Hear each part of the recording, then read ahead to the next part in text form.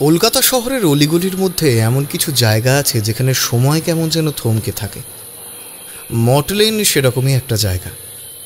এই গলি দিয়ে হাঁটতে হাঁটতে মনে হয় শহরের বুকে নয়, বরং ঢুকে পড়েছি এক অদৃশ্য কুয়াশার পর্দায়, যেখানে অতীত, বর্তমান আর ভবিষ্যৎ সব একসাথে নিঃশব্দে শ্বাস ফেলে। সেদিন সন্ধ্যার আগেই আমি আর কিশোরী বেরিয়ে পড়েছিলাম। উদ্দেশ্য তারানাথের বাড়ি। শীত পড়তে শুরু করেছে, বাতাসে একটা হালকা শিরশিরানি ভাব। পথে চলতে চলতে আমরা তেলে ভাজা আর ঠাকুরমশাইয়ের প্রিয় পাসিংস নিয়ে নিলাম, আর নিজেরাও সিগারেট ধরিয়ে ধোঁয়া টানতে টানতে শীতের শীতল আমেজ গায়ে মেখে পথ চলতে শুরু করলাম। যেতে যেতে আমাদের কথাবার্তা চলছিল, কিন্তু সেই কথায় কোথাও যেন একটা অদৃশ্য টান ছিল। আমি প্রশ্ন করলাম, তুমি কি মনে করো আজও ঠাকুরমশাই আমাদের একটা অদ্ভুত গল্প বলবেন? কিশোরী আমার কথার উত্তরে বলল, আমরা তো ওনার কাছে গল্প শোনার জন্যই যাই, যদিও গল্প না, তার ভাষায় জীবনের অভিজ্ঞতা। তবে যাই বলো, এই শীতের দিনে গল্প দারুণ জমবে। এমন সময় রাস্তার কুকুরগুলো হঠাৎ করেই চিৎকার করে উঠল। হালকা ঝিরঝিরে ঠান্ডা বাতাস বইছিল, আর কুয়াশা জমে জমে আমাদের ঘিরে ধরছিল। পথে চলতে চলতে আমরা এসে পৌঁছলাম মটলেনে, আমাদের চিরাচরিত তারানাথ ঠাকুরমশাইয়ের বাড়ির কাছে। বাড়িটা সাধারণ হলেও ঠাকুরমশাইয়ের জীবনের অসাধারণ রোমহর্ষক গল্পের কথা আমি এবং আমার বন্ধু জানি, এবং জানি এই বাড়ির প্রতিটা ইঁট, জানালা, দরজা শুধু গল্প না, অনেক উপলব্ধিও হয়েছে। এক অমোঘ আকর্ষণ রয়েছে যা অস্বীকার করা যায় না। বাড়ির দরজাতে কড়া নাড়লাম। কিছুক্ষণ পর ঠাকুরমশাই এলেন, দরজা খুলে আমাদের ভিতরে আসতে বললেন।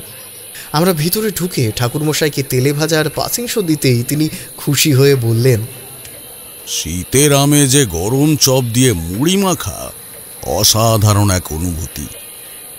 আমি চারিকে বলছি মুড়ি মাখা দিয়ে যেতে, তোমরা বসো, আমি আসছি। কিছুক্ষণ পরে ঠাকুরমশাই হাজির হলেন তাঁর অভিজ্ঞতার ভাণ্ডার নিয়ে। আমি বললাম, ঠাকুরমশাই, আজ একটা গল্প হোক না, এই শীতের সময় একটা রোমাঞ্চকর ঘটনা শুনতে চাই। কিশোরীও আমার সঙ্গে সহমত প্রকাশ করল। ইতিমধ্যে চারি মুড়ি মাখা নিয়ে হাজির হলো। কেমন আছো চারিমা? ভালো আছি, আপনারা সবাই ভালো তো? হ্যাঁ, আমরা সবাই ভালো আছি। আচ্ছা কাকাবাবু, আমি না আসছি, কাজ আছে আমার, একটু পরে চা দিয়ে যাব। আচ্ছা, এসো। চারি মুড়ি মাখা দিয়ে চলে গেল।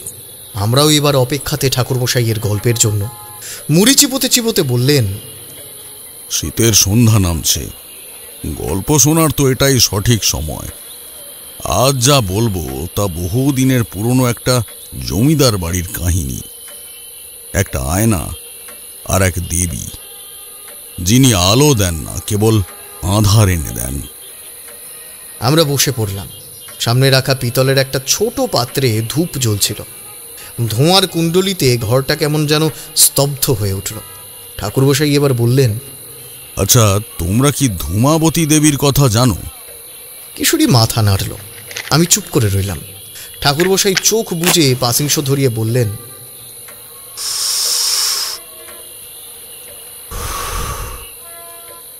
ধূমাবতী, তাকে দেবী বলা হয় ঠিকই, কিন্তু তিনি শান্তি নয়, তিনি দুর্যোগ। তিনি দেবীদের মধ্যে একমাত্র বিধবা।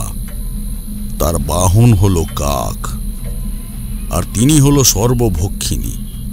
কোথাও আলো নেই তার চোখে, আছে কেবল অন্ধ আত্মার ক্ষুধা। একবার দেবী পার্বতী প্রচণ্ড ক্ষুধার্ত অবস্থায় শিবের কাছে খাবার চান।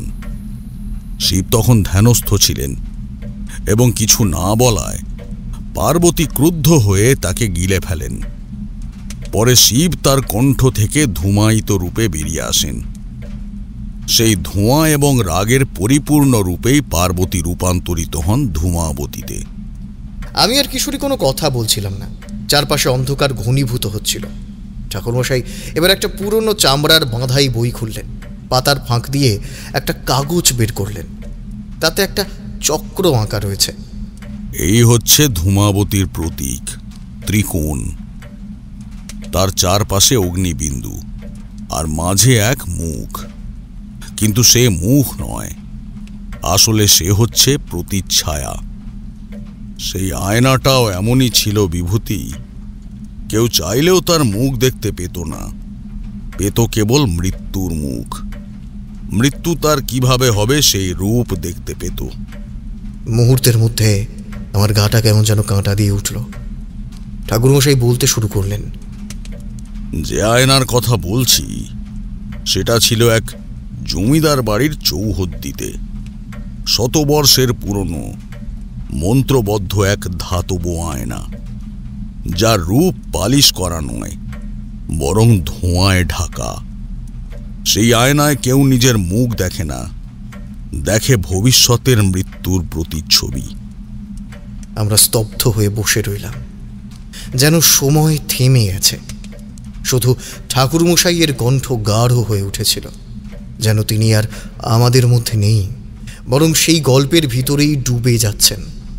তিনি বলছেন, আজ যেটা বলবেন সেটা কোনো অভিজ্ঞতা নয়, সেটা একটা উপলব্ধি, একটা আয়না, একটা দেবী আর ভেঙে পড়া মানব মন, এই তিনে তৈরি এক অভিশপ্ত সত্য।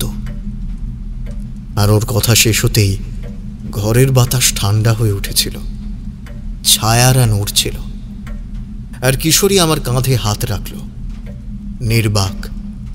আমি জানতাম আজকের গল্প আমাদের মনে থাকবে চিরদিনের মতো। তারানাথ ঠাকুরমশাইয়ের চোখের গভীরে তখন কেমন এক ছায়া খেলে যাচ্ছিল। সেই সন্ধ্যার আলো আঁধারি ঘরে আমাদের গায়ে লেগে থাকা শীতের হালকা কুয়াশার অদ্ভুত নিস্তব্ধতা। ঠাকুরমশাই পেছন ফিরে তাকালেন একটা পুরনো কাঠের আলমারির দিকে, তারপর ধীরে ধীরে বলতে লাগলেন, বুঝলে কিশোরী আর বিভূতি, এই কাহিনী শুরু হয়েছিল এক পুরনো জমিদার বাড়িতে, বর্ধমানের এক গ্রামে। নামটা এখন বলছি না, কারণ এই নাম উচ্চারণ করলেই যেন বাতাসটা ভারী হয়ে আসে। এই বাড়িতে ছিল একটা ঘর, মধ্যবর্তী প্রাসাদ ভাগে, যার মধ্যে ছিল কাপড়ে মোড়ানো এক বিশাল লোহার আয়না। আমি ঠাকুরমশাইয়ের চোখের দিকে তাকিয়েছিলাম, দেখতে পাচ্ছিলাম তিনি যেন চোখের সামনেই সেই বাড়িটা দেখতে পাচ্ছেন। ঠাকুরমশাই এবার একটা পাসিং শো ধরিয়ে বললেন,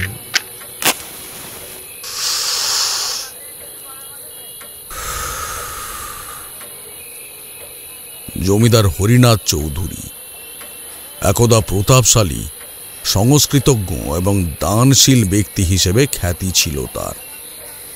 কিন্তু তার জীবনের সবচেয়ে বড় অভিশাপ ছিল সন্তানহীনতা।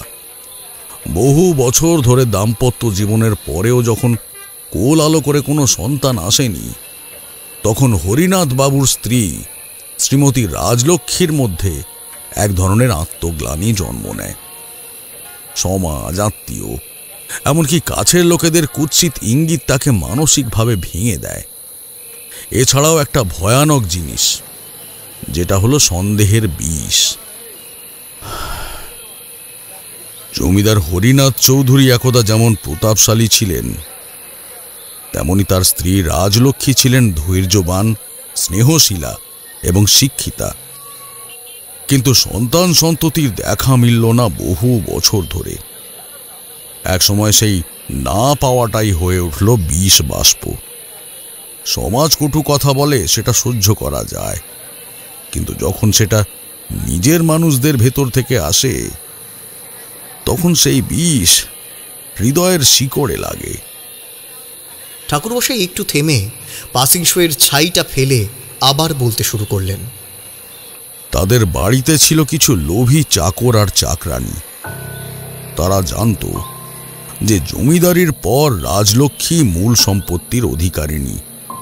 ধীরে ধীরে তারা রাজলক্ষ্মীর কানে কানে বিষ ঢালতে শুরু করে, আর সেই বিষ গিয়ে জড়ায় এক জায়গায়, এক মেয়ের নাম পদ্মমণি। বছর 10 আগে হরিনাথবাবু এক গ্রাম্য মেয়ে, অনাথ আর অর্থকষ্টে থাকা পদ্মমণিকে বাড়িতে আশ্রয় দেন, সেবা করে বাঁচিয়ে তোলেন। পদ্মমণির বয়স তখন ছিল 13, আর তখন থেকেই রাজলক্ষ্মী তাকে মেয়ের মতোই দেখতেন। কিন্তু যখন বিষ চোয়ালে ওঠে, তখন সেই মায়া, সেই স্মৃতি সব মরে যায়। চাকররা রাজলক্ষ্মীর মনে ঢুকিয়ে দেয় হরিনাথ বাবুর আসলে অনুশোচনা নেই সন্তান না হওয়ার জন্যে, কারণ তিনি তো পদ্মমণির মতো যুবতীকে পাশে রেখেছেন। আর জানোই তো, এই রকম সন্দেহ একবার মনে ঢুকলে সে পিতা পুত্রীর সম্পর্কেও কুকথা ভাবতে বাধ্য করে। ধীরে ধীরে রাজলক্ষ্মী একাকিত্বে ভুগতে শুরু করেন। বিশ্বাস উঠে যায়, ভেতরের শান্তি ভেঙে পড়ে। গৃহের বাইরে চিৎকার চেঁচামেচি শোনা যায়, জমিদার স্ত্রীর কান্না শোনা যায়। তবে কি হয়েছিল সেই রাতে সেটা কিন্তু কেউ জানে না। সকালে দেখা যায় রাজলক্ষ্মী নিজের কপালের সিঁদুর ধুয়ে অলংকার খুলে বিধবার পোশাকে নিথর হয়ে বসে আছেন। তার নিঃশ্বাস পড়ছে না, চোখ অর্ধ উন্মুক্ত। মৃত্যুর আগে হয়তো হরিনাথ বাবুর দিকে তাকিয়ে কিছু বলেছিলেন। এই মৃত্যুই হরিনাথ বাবুর মধ্যে ভয়ানক অপরাধ বোধের জন্ম দেয়। স্ত্রীর কাছে বিশ্বাস হারানো, আর তারপর স্ত্রীর মৃত্যু, আর মৃত্যুর আগে সেই শেষ অভিশাপের চোখ। এই শূন্যতা, এই অভিশপ্ত বোধ নিয়ে জমিদার মশাই বিষণ্ণময় জীবন অতিবাহিত করতে লাগলেন। মানসিক ও শারীরিকভাবে ভেঙে পড়েন ধীরে ধীরে। দেখতে দেখতে শ্রাদ্ধ অনুষ্ঠানের সময় এলে তিনি নায়েব মশাইকে ব্যবস্থা করতে বলেন। নায়েব মশাই আর চাকর চাকরানির লোভ ছিল সম্পত্তির উপর। জমিদার মশাই তো মানসিক আর শারীরিকভাবে ভেঙে পড়েছেনই, আরও যাতে ভেঙে পড়েন, যাতে একদম একা হয়ে যান, তার জন্যে শ্রাদ্ধর সময় পুরোহিতের ছদ্মবেশ ধরা এক ভয়ঙ্কর তান্ত্রিককে আনলেন নায়েব মশাই। শ্রাদ্ধ অনুষ্ঠানে ব্রাহ্মণ ভোজন বা যা যা উপাচার ছিল সবই হলো, কিন্তু অন্ধকারে অনেক সময় আলো দেখতে পেলে আশ্রয় আছে বলে মনে হয়। কিন্তু সেই আলোতে কখনো কখনো তীব্র আগুনের তেজ আর ধ্বংস করার সব উপাদান থাকে। আর জমিদার এই ভুলটাই করেছিলেন। তিনি শ্রাদ্ধ অনুষ্ঠানের পর বিশ্বাস করে সব কথা বললেন তান্ত্রিক রত্নলোচন মিশ্রকে। সব শুনে তিনি বললেন, তোমার স্ত্রীর এই রূপান্তর, এই মৃত্যু ধূমাবতীর এক লীলা। এই আত্মার ঘরে থাকবে না স্ত্রী হয়ে, সে ফিরবে দেবী হয়ে, প্রতিশোধ আর অতৃপ্তির মুখ হয়ে। তোমার স্ত্রীর মৃত্যু ছিল দেবীর ইচ্ছার প্রকাশ, আর সেই ইচ্ছাকে রক্ষা করাই এখন তোমার ধর্ম। তুমি যদি চাও তোমার স্ত্রীর স্মৃতি প্রতিচ্ছবি ধরে রাখতে, তবে ধূমাবতী একমাত্র পথ। এই সাধনা না করলে জমিদার বাড়িতে নেমে আসবে অভিশাপ। এই কথাগুলো শুনে হরিনাথ বাবুর মনে জন্ম নেয় এক ভয়ানক বোধ। রাজলক্ষ্মীর আত্মা বিধবার রূপে তার ঘরে রয়ে গেছে। ধীরে ধীরে হরিনাথ বাবু তান্ত্রিক রত্নলোচনের কথায় প্রবেশ করেন ধূমাবতী সাধনার এক জটিল ও ভয়ঙ্কর স্তরে। তিনি বিশ্বাস করতে শুরু করেন যে স্ত্রী রাজলক্ষ্মী এখন ধূমাবতীর রূপেই তার চারপাশে ঘুরে বেড়াচ্ছেন, আর তাঁর সাধনা করতে হবে এক আয়নার মাধ্যমে। তার সাধনা না করলে জমিদার বাড়িতে নেমে আসবে এক অভিশাপ। আর এই বিশ্বাস থেকেই তৈরি হয় সেই আয়না, ধূমাবতীর প্রতিচ্ছবি ধরে রাখার জন্য। একটানা এতগুলো কথা শোনার পরে কিশোরী প্রশ্ন করল, কিন্তু ঠাকুরমশাই, একটা কথা বুঝলাম না। যদি হরিনাথ চৌধুরী দেবীর প্রতিচ্ছবি ধরে রাখতে চাইতেন, তাহলে একখানা আয়না কেন?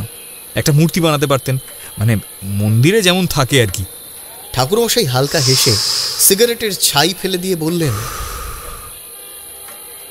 মন্দিরে দেবী থাকেন মানুষের শ্রদ্ধা আর চেতনায়, কিন্তু আয়নায় ধরা পড়ে দেবীর একান্ত গোপন রূপ। মানে? ঠাকুরমশাই আমার দিকে তাকিয়ে বললেন, ধূমাবতী কেবল দেবী নন, তিনি এক জীবন্ত বর্জন। তিনি সেই শক্তি যাকে সমাজ ভালো চোখে দেখে না, যাকে সবাই আড়ালে ঠেলে দেয়। বিধবা, সন্তানহীনা, নিঃসঙ্গা, এই রূপে কেউ প্রতিমা গড়ে পূজা করে না, কারণ এই রূপ সমাজ ভয় পায়। আয়না দেবীর সেই রূপ দেখায় যা কেউ দেখতে চায় না। মূর্তিতে থাকে সৌন্দর্য, গঠনের ছাঁকনি। আয়না কিন্তু ছাঁকে না, যা দেখায় তেমনই। আর এই আয়নাতে ধরা পড়ে ধূমাবতীর প্রতিকল্প এক বিকৃত বাস্তবতা। মানে যারা তাকাবে তারা নিজের ভেতরের মৃত্যুর মুখ দেখতে পাবে। ঠিক তাই। আয়নাটি রত্নলোচন বানিয়েছিলেন এমন ধাতু দিয়ে যা শুধু বাহ্য প্রতিচ্ছবি নয়, আত্মার ছায়াও ধরে রাখতে পারে। সেই জন্যেই মূর্তি নয়, আয়না। যেন দেবী নিজেই চেয়ে থাকেন তোমার চোখে, যেন তিনিই বলেন, আমি তোমার ভবিষ্যৎ। ধূমাবতী, এই দেবীর সম্পর্কে তো আমাদের জানা নেই ঠাকুরমশাই। ঠাকুরমশাই একটু হেসে বললেন, দেবী ধূমাবতী হলেন 10 মহাবিদ্যার 7ম মহাবিদ্যা। তিনি অন্যতম। তিনি বিশুদ্ধ মৃত্যু স্বরূপা। এই দেবীর কোনো গুণগান হয় না, কারণ তিনি মঙ্গল ভাবনা নয়। তিনি হলেন ধ্বংস, মৃত্যু ও বিধ্বস্ত জীবনের প্রতীক। একমাত্র তান্ত্রিক সাধকেরাই তাঁকে আরাধনা করেন, তাও ভয়ঙ্কর কিছু উদ্দেশ্যে। তবে সেই আয়না ধূমাবতীর সঙ্গে কেমন করে জড়িত? ঠাকুরমশাই খানিকক্ষণ চুপ করলেন, তারপর বললেন, আয়নাটা আসলে সাধারণ আয়না নয়। এই আয়না বানানো হয়েছিল রত্নলোচনের বুদ্ধিতে আর জমিদারের নির্দেশে। এই আয়না তৈরি হয়েছিল এক ধাতুতে, এক মৃত শিশুর প্রথম চুল। যে শিশু জন্মেই প্রাণ হারিয়েছিল, তার সেই কোমল অথচ অশুভ চুল দিয়ে আয়নার চারপাশ রাখা হয়। এক আত্মহত্যাকারী তরুণীর মস্তিষ্ক থেকে নেওয়া হয় শেষ রক্তবিন্দু। সেই রক্ত যেদিন সংগ্রহ করা হয়, সেদিন ছিল ঘোর কৃষ্ণপক্ষ। রক্তটিকে তন্ত্র মন্ত্রে লাল কাপড়ে জড়িয়ে আয়নার কণায় রাখা হয়েছিল। যে একবার এই আয়না দেখবে, সে দেখতে পাবে নিজের মৃত্যুর পর ঠিক কেমন দেখতে হবে তাকে। কিন্তু শুধু দেখা নয়, সেই মুখের প্রতিচ্ছবি এমন এক নেশা ছড়ায় যা আস্তে আস্তে জীবনী শক্তি শুষে নিতে থাকে। কথাগুলো শুনে আমি থমকে গেলাম। চোখের সামনে ভেসে উঠল একটা দৃশ্য। একজন মানুষ দাঁড়িয়ে আছে আয়নার সামনে। তার প্রতিচ্ছবিতে ফুটে উঠছে শুকিয়ে যাওয়া চোখ, বিবর্ণ চামড়া, দেহে পোকা, আর সেই মুখের মধ্যে যেন এক চিৎকার লুকিয়ে আছে। তবু সে চেয়ে আছে সেই দিকেই, আরো আরো গভীরে। এবার ঠাকুরমশাই নীরবতা ভেঙে ভারী গলায় বলল, জমিদার হরিনাথ চৌধুরী সেই আয়নায় প্রতিদিন বসতেন, ধূমাবতীর সাধনা করতেন এবং সেই আয়নায় প্রতিনিয়ত নিজের মৃত্যুর চেহারা দেখতেন। ধীরে ধীরে তিনি ক্ষয়প্রাপ্ত হতে থাকেন। তার শরীর মৃতের মতো হয়ে যায়, কিন্তু তবুও তিনি বাঁচতেন। কথা শেষ করে ঠাকুরমশাই একটা চাপ ধরা নিঃশ্বাস ফেলে চুপ করে গেলেন। জানালার বাইরের পরিবেশ দেখলে বোঝা যায় তখন বৃষ্টি থেমে গেছে। কেবল বাতাসে হিমেল এক ঠান্ডা হাওয়া বইছে। ঘরের কেরোসিন ল্যাম্পের আলোটা নিঃশব্দে কাঁপছে, যেন বাতাসও চুপচাপ হয়ে অপেক্ষা করছে গল্পটা কোথায় মোড় নেবে জানার জন্য। আমি আর কিশোরী কেউই কথা বলছি না, যেন শব্দ করলেই কিছু একটা আমাদের দিকে তাকাবে। এত অবধি বলে ঠাকুরমশাই উঠে দাঁড়ালেন। ধীরে ধীরে পায়চারি করতে করতে আবার বলতে শুরু করলেন, আমি যখন প্রথম খবর পাই, তখন বুঝতে পারিনি এর গভীরতা কতটা। খবরটা এসেছিল একজনের কাছ থেকে, তার নাম কুমারেশ।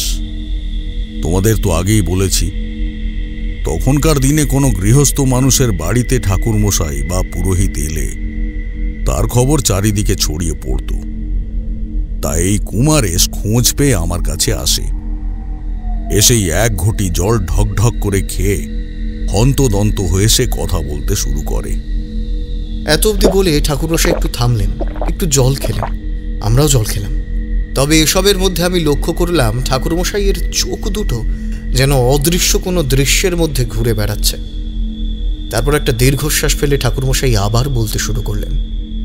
কুমারেশ আমাকে বলতে লাগলো, ঠাকুরমশাই, আমি পাগল হয়ে যাচ্ছি। সন্ধে নামলেই জমিদার বাড়ির সব আয়নায় আমার স্ত্রী আর কন্যাকে দেখছি, তাদের মুখে রক্ত লেগে, আর তাদের সামনে দাঁড়িয়ে আছে এক মহিলা যার মুখ দেখা যায় না, হাতে আমার কাটা মুন্ডু, আর আমার শরীরের বাকি অংশ চিবিয়ে খাচ্ছে আমার স্ত্রী আর আমার কন্যা। কথাটা শুনে বাতাসে একটা অস্বস্তিকর শীতলতা এসে পড়েছে। কিশোরী গলা খাঁকড়ি দিয়ে বলল, ঠাকুরমশাই, এ তো ভীষণ ভয়ঙ্কর। ঠোঁটের কোণে হালকা হাসি টেনে নিয়ে ঠাকুরমশাই বললেন, কুমারেশ মাথা নিচু করে আবার আমাকে বলতে লাগলো। কথা বলার সময় তার স্বর ছিল রুক্ষ, যেন তার গলা শুকিয়ে গেছে। আমি জানি দেরি হয়ে গেছে বাবু, ভগবান ডাকতে দেরি করলে যেমন শোনে না, আপনি তো মানুষ, তবুও শেষ ভরসা আপনি। আমি জানি আমি পাপ করেছি, আমি বুঝতে পারছি সেই পাপের মাসুল এবার আমার ঘাড়েই পড়ছে। বলো কুমারেশ, কি পাপ? একটা দীর্ঘ প্রশ্বাস নেয় কুমারেশ, তারপর মুখ তুলেই এক নিঃশ্বাসে বলে ফেলে, আমি মা ঠাকুরনকে মৃত্যুর মুখে ঠেলে দিয়েছিলাম। নিজের বুদ্ধিতে আমি প্রতিদিন ওনার কানে কানে বিষ ঢেলেছিলাম। আমি আমার স্ত্রী দুজনে মিলে বলতাম, আপনার স্বামীর কাছে এখন পদ্মমণি সব, আপনাদের সন্তান নেই, কিন্তু জমিদার বাবু তো এখনো পদ্মমণিতে মজেছেন। প্রথমে বিশ্বাস করতেন না মা ঠাকুরন, পরে নায়েব মশাই সহ আমি আর আমার স্ত্রী সামান্য কারণগুলোতেও সন্দেহ করানোর চেষ্টা করলাম। মা ঠাকুরনের মনে বিষ ঢালতে শুরু করলাম। এইভাবে মা ঠাকুরন মনের দিক থেকে ধীরে ধীরে ধ্বংস হতে থাকেন। এইভাবেই মা ঠাকুরন তো সংসার ছেড়ে চলে গেলেন। তারপর তিনি গলায় দড়ি দিয়ে, বাবু, আপনার সামনে মাথা নিচু করছি, যে অন্যায় আমরা করেছি তার ফল তো পাবই, কিন্তু সে ফল যে এত ভয়ঙ্কর হবে তা বুঝিনি। বলো কুমারেশ, সব বলো। জমিদার বাবু স্ত্রী মারা যাওয়ার পর উনি একরকম ভেঙে পড়েছিলেন। দিনের পর দিন ঠায় বসে থাকতেন ঠাকুর ঘরে, বাড়ির কারোর সঙ্গে কথা বলতেন না। আমি, আমার স্ত্রী আর নায়েব ঠিক করলাম ওকে পুরোপুরি এক ঘরে করে দিতে হবে। কেন? কারণ এই বাড়ির মালিকানা বাবু, জমিদার বাবুর কোনো সন্তান নেই, আর বাড়ির দলিলপত্রে আমার স্ত্রী তার একমাত্র আইনানুগ উত্তরাধিকারী। অন্তত আমরা সেইভাবেই সব ব্যবস্থা করেছিলাম। আর তারপর? নায়েব মশাই তখন একটা পরামর্শ দিলেন। তিনি বলেন, জমিদার বাবুকে এক ঘরে করে রাখলেই হবে না, তাকে এমন এক ধোঁয়াশায় বন্দি করে রাখতে হবে যার থেকে উনি নিজের ইচ্ছেতেই কখনো বেরোতে না চান। তখনই আমরা রত্নলোচন তান্ত্রিককে ডাকি। তাকে লোভ দেখানো হয়, বলা হয় জমিদার মারা গেলে সম্পত্তির একটা অংশ ওকে দেওয়া হবে, যাতে উনি নিজের গোপন সাধনার স্থান বানাতে পারেন। তার মানে তন্ত্রের অপপ্রয়োগ করে একজন জীবিত মানুষকে মানসিকভাবে ধ্বংস করার পরিকল্পনা? হ্যাঁ বাবু, রত্নলোচন রাজি হন। তার কথা অনুযায়ী তৈরি হয় মায়ের প্রতীক, এক অভিশপ্ত আয়না। সেই আয়নার পেছনের সাধনার কথা বলো আমায়। 3 দিন ধরে চলেছিল প্রস্তুতি। এক পুরনো গড়ের ভগ্নস্থানে আমরা সেই আয়নার উপাদান জোগাড় করি রত্নলোচনের নির্দেশে। আয়নাতে ছিল 1 সতীপীঠের চুল্লি থেকে আনা চিতাভস্ম, 2 এক শবদাহের রাতের চুল্লি থেকে সংগৃহীত দগ্ধ দেহের ছাই, আর 3 1 মাসের মধ্যে সদ্য বিধবা হওয়া কোনো রমণীর মাথার সিঁদুর। এইসব একত্রিত করা হয় এবং আয়নাতে ব্যবহার করা হয়। এই আয়না কোনো দেবীর প্রতীক নয়, এটা এক অভিশপ্ত তান্ত্রিক দর্পণ, যার প্রতিফলনে নিজের গোপন ভয়, পাপ আর ভবিষ্যতের সর্বনাশ ধরা দেয়। ওটাই হয়েছে বাবু। ধীরে ধীরে জমিদার মশাই মৃত্যুর কোলে ঢলে পড়তে লাগলেন। জমিদার মশাইয়ের মৃত্যুর পরে এই অভিশাপ ধীরে ধীরে গ্রাস করতে থাকে। জমিদার মশাইয়ের দেহ দাহ করে ফিরে এসে সেই রাত থেকেই শুরু হয় এই ভয়ানক বিভীষিকা। সন্ধে নামলেই সেখানে আমি দেখি এক মহিলা দাঁড়িয়ে আছেন। তার মুখ ধোঁয়াতে অস্পষ্ট, তার হাতে আমারই কাটা মুন্ডু, আর আমার শরীরের বাকি ছিন্ন ভিন্ন দেহ আমার স্ত্রী ও মেয়ে মিলে চিবিয়ে খাচ্ছে। আমি বোঝবার চেষ্টা করলাম এটা কি স্বপ্ন নাকি দৃষ্টিভ্রম। না না, তা নয়। প্রতিদিন সন্ধে নামলেই পুরো জমিদার বাড়ির সব আয়নাগুলোয় সেই একই দৃশ্য। আয়না মুছে দিই, কাপড় দিয়ে ঢেকে রাখি, কিন্তু সেই দৃশ্য আবার দেখতে পাই পরের আয়নাতে। সন্ধে নামলেই সেই ভয়ঙ্কর দৃশ্যরা বারবার ফিরে আসে। তুমি জানো না দেবী ধূমাবতীর প্রতীক মানে কি? তিনি ক্ষুধা আর ধ্বংসের দেবী। তার প্রতিচ্ছবি কেউ আয়নারূপে ব্যবহার করলে প্রতিবিম্ব থাকে না, ওটা হয়ে যায় এক প্রেত দর্পণ। তোমরা যা করেছ সেটি ছিল একজন মানুষকে আত্মিক মৃত্যুর দিকে ঠেলে দেওয়া, আর তার জন্য তোমার নিজের আত্মাও ধ্বংসে বাধা পড়েছে। কিছুক্ষণ থেমে থাকে সে, যেন গলার মধ্যে কিছু আটকে গেছে, চোখে জল জমে ওঠে। ঠাকুর মশাই, ওদের দাঁতের আওয়াজ কানে বাজে, হাড় ভাঙার মতো শব্দ, কিচকিচ কিচকিচ করে। তুমি নিশ্চিত যে এটা শুধু কল্পনা নয়? কল্পনা নয়। আমি আয়নার সামনে দাঁড়িয়ে দেখেছি। যত আয়না সব একই জিনিস দেখায়। একটা আয়না ছেড়ে চলে গেলে পরের আয়নায় আবার সেই একই দৃশ্য। একটা আয়না কাপড় দিয়ে ঢেকে দিলে পরের আয়নার পাশ দিয়ে হাঁটতে গিয়েই আবার সেই দৃশ্য চোখে পড়ে। আমি এবার চোখ সারিয়ে জানলার বাইরে তাকালাম। কুমারেশের কণ্ঠস্বর যেন একটা গভীর দুঃস্বপ্ন থেকে উঠে আসছে আমার কানে। আমার স্ত্রী আর আমার মেয়ে, ওরা কিছু টের পায়নি, কিন্তু আমি জানি আমার মৃত্যু ঠিক হয়ে গেছে। আর যদি কিছু না করি ওদেরও সেই একই পরিণতি হবে। একটা ঝাপসা বাতাস হঠাৎ জানালার ফাঁক দিয়ে ঘরে ঢোকে। ধূপের ধোঁয়া যেন ঘনীভূত হয়। ঠাকুরমশাই আবার বলতে শুরু করলেন, এই আয়না প্রতিচ্ছবি দেখায় না, কি দেখায় তা জানো? তোমার ভিতরকার পাপ, তোমার ভবিষ্যৎ, আর সেই অভিশাপ যা পেছন থেকে তোমার ঘাড়ে নিঃশ্বাস ফেলছে। আয়না এখন দরজা হয়ে গেছে, আর তুমি হয়তো ভুলে গেছো দরজা কখনো শুধু বাইরে যাওয়ার জন্য নয়, ভেতর থেকেও কিছু বেরিয়ে আসতে পারে। আমার কথাগুলো শুনে কুমারেশ চুপ। দূরের কোথাও একটা কাক ডেকে ওঠে। হঠাৎ যেন ঘরের মধ্যে ঠান্ডা নেমে আসে। তুমি বললে তোমার স্ত্রী আর কন্যা এখনো বেঁচে আছে, কিন্তু ওরা কিছু টের পায়নি, তাই তো? কিন্তু বলো তো, ওরা কোথায়? তারা কি তোমার সঙ্গে এই জমিদার বাড়িতে থাকে?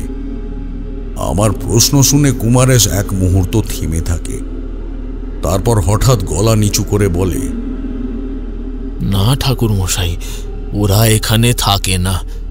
কেন? এই বাড়িতে ওদের রাখা যায় না। আমার স্ত্রী বাপের বাড়িতে আছে মেয়েকে নিয়ে। জমিদার মশাইয়ের মৃত্যুর পর আয়নায় প্রথম সেই বিভীষিকা দেখলাম।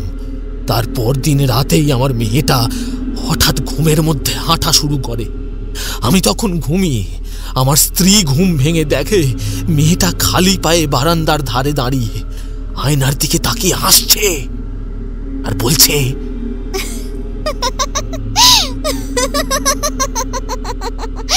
বাবা আসবে, কেটে কেটে দেবে, আমি খাবো। এটা কতদিনের ঘটনা? আর নায়েব মশাই, তিনি কোথায়? উনিও তো সমান দোষী। প্রায় 1 সপ্তাহ। জমিদার বাবুকে দাহ করে আসার পরে জানতে পারি নায়েব মশাই রাতে নিশির ডাকে গলায় কলসি বেঁধে পুকুরে আত্মহত্যা করেছে। তারপর পরদিন সকালে মেয়েটার খুব জ্বর হয়, শরীর যেন পুড়ে যাচ্ছে। মেয়ে ঘুমের ঘোরে শুধু বলে, আয়নায় বাবার মাথা ঘোরে তো, আয়নায় রক্ত। আমার স্ত্রী কেঁদে বলে এখানে সে এক মুহূর্ত থাকবে না। তারপর থেকে মেয়েটার শরীরে নীলচে দাগ পড়তে লাগলো।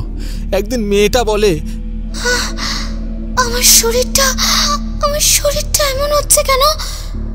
কেউ কেউ কামড় দিচ্ছে আমার শরীরটাতে, আমার ভেতর থেকে কেউ কামড় দিচ্ছে। কোথায় ওরা এখন? বিষ্ণুপুর, আমার শ্বশুর বাড়ি। আমি যেতে বলিনি, ওরাই পালিয়ে গেছে। সেই রাতেই শুধু একটা চিঠি রেখে গিয়েছিল, তাতে লিখেছে, এই বাড়ির আয়নাগুলোতে কেউ দাঁড়ায় না, আয়নাগুলো দাঁড়িয়ে থাকে মানুষের পাশে। ঠাকুর মশাই, ওরা চলে যাওয়ার পর থেকেই আয়নার ভেতর সেই নারী, সেই মৃতদেহ আরো আরো স্পষ্ট হতে লাগলো। তুমি একা থাকো এই প্রাসাদে, যে জমিদার বাড়ির পাথরেও জমেছে ইতিহাসের গলিত রক্ত, আর তার মধ্যে বসে আয়না ঘিরে তৈরি হয়েছে এক প্রেতকোণ। তুমি জানো কুমারেশ, আয়নার পেছনে কি বসানো ছিল? জানি না ঠাকুর মশাই। আমি দাঁড়িয়ে পড়লাম, তারপর বললাম, আমি নিশ্চিত এই আয়নার নিচে চাপা দেওয়া ছিল এক তান্ত্রিক পিশাচিনীর হাড়ের টুকরো, এক নারী যাকে জীবন্ত পুড়িয়ে মারা হয়েছিল তন্ত্রের অপব্যবহারে। তার গর্ভের ভ্রূণ তখনও জীবিত ছিল। সেই ভয়ঙ্কর মুহূর্তের হাড় কেটে এনে এই আয়নার নিচে চাপা দেওয়া হয়।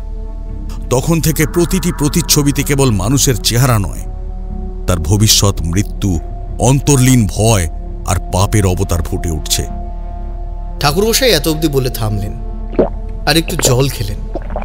আমি আর কিশোরীও একটু জল খেলাম। ঘরের বাতাস যেন হঠাৎ ভারী হয়ে ওঠে। ঠাকুরমশাই আবার বলতে শুরু করলেন, তুমি জানো এই বাড়ি অভিশপ্ত, এখানে থেকে গেলে মৃত্যু নিশ্চিত। তবু তুমি কেন ফিরে এলে কুমারেশ? কুমারেশ একবার মাথা নিচু করে, তারপর যেন হঠাৎ কিছু মনে পড়ে তার। মুখটা খিঁচে ওঠে যন্ত্রণায় এবং বলতে শুরু করে, ঠাকুর মশাই, আমি বুঝেছি পালিয়ে বাঁচা যাবে না। আমি বুঝতে পারি যতক্ষণ এই আয়নাটা আছে ততক্ষণ এই অভিশাপের ছায়াও আছে। তাই ভাবলাম আয়নাটা ভেঙে ফেলবো। একদিন রাত 12টা নাগাদ আমি কাঠের বড় হালকা একটা হাতুড়ি নিয়ে ঢুকলাম সেই ঘরে। হাতুড়ি তোলার সঙ্গে সঙ্গেই আয়নার মধ্যে নিজের প্রতিবিম্বের পিছনে একজনকে দাঁড়িয়ে থাকতে দেখি, কিন্তু আমি পিছন ঘুরে দেখি কেউ নেই। তবু হাত কাঁপে না। আমি সজোরে মারি আয়নার মাঝ বরাবর। আয়নাটা ভাঙলো না, বরং আমার হাতটাই ঘুরে গেল। যেন কেউ আয়নার ভেতর থেকে হাত বাড়িয়ে ধরে টান মারলো, আর সঙ্গে সঙ্গে আয়নার মধ্যে আমি দেখি ধোঁয়াতে অস্পষ্ট এক মুখ। আমি ছিটকে পড়ে যাই, মাথা ফেটে যায়, জ্ঞান হারাই। আর সকালে উঠেই দেখলাম আয়না ঠিক আগের মতোই আমার সামনে দাঁড়িয়ে। তখনই বুঝেছিলাম পালিয়ে কিচ্ছু হবে না। এই আয়নাটাকে ভাঙতে হলে সাধ্য চাই, জ্ঞান চাই। তাই আপনার সন্ধান পেতেই আপনাকে ডেকেছি ঠাকুরমশাই। আমি চাই ওটা চিরতরে শেষ হোক। আমি এক মুহূর্ত চুপ করে কুমারেশের মুখের দিকে তাকিয়ে থাকি, তারপর গম্ভীর গলায় প্রশ্ন করি, তুমি জানো যে কে তৈরি করিয়েছিল এই আয়নাটা? তবে আমার কাছে আসার আগে তুমি কেন একবারও তার কাছে যাওনি? এই প্রশ্ন শুনেই কুমারেশ যেন কেঁপে ওঠে, কিছুক্ষণ চুপ করে থাকে, তারপর মুখ তুলে ধীরে ধীরে বলে,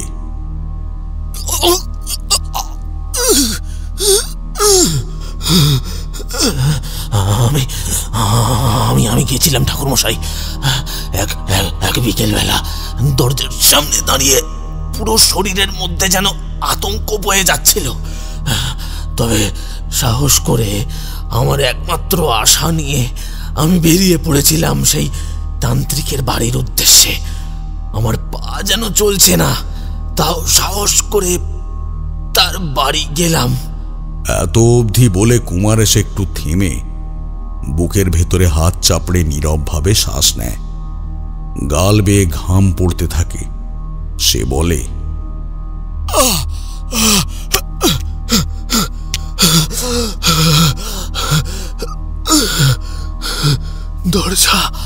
দরজা খোলার পর সে উঠে এসে আমার চোখের দিকে তাকালো।